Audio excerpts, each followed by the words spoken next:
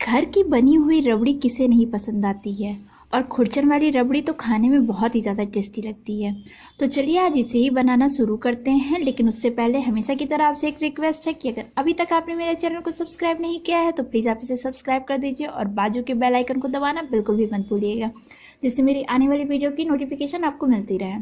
तो चलिए इसे बनाना शुरू करते हैं। लच्छेदार रबड़ी बनाने के लिए मैंने यहाँ पर एक कढ़ाई है, इसे गर्म होने के लिए रख दिया हुआ है। और यहाँ ये दूध ले लिया हुआ है जो 1 लीटर से थोड़ा सा कम है, लगभग 800 ml। ये मैं कढ़ाई में डाल देती हूँ। तो यहाँ पर मैंने दूध को डाल दिया हुआ है पैन में और गैस का फ्लेम बिल्कुल तेज किया हुआ है, जिससे कि ये जल्दी से उबाल आने लगे। और जब तक दूध में उबाल आ रहा है मैं साथ ही में इसमें 2 टेबल स्पून के करीब चीनी डाल दे रही हूँ। शुगर आप अपने टेस्ट के अकॉर्डिंग ही डालिएगा।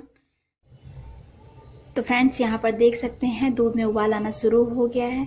इसके लिए दूध हमेशा फुल क्रीम मिल्क का ही यूज़ करें, इससे कि रबड़ी बहुत अच्छी बनेगी।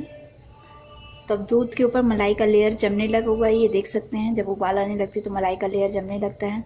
तो इस मलाई को जस्ट हमें किनारे ही इसको करना है, कढ़ाई में इसे किनारे लगाते जाएं। और गैस का फ्लेम मीडियम कर दिया है मैंने।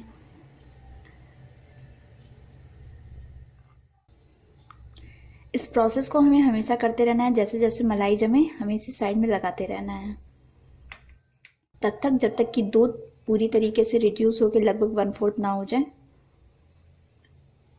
या आपको लगे बहुत ज़्यादा गाढ़ी हो गई है तब तक।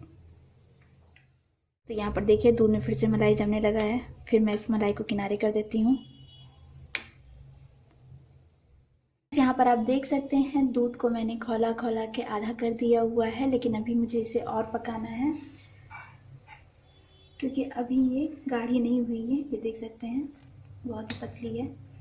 तो बस इसी तरह साइड करते करते इसे और पका लीजिए। इतना करने में आपको 30 से 40 मिनट तक लग जाता है मीडियम फ्लेम पे करने में।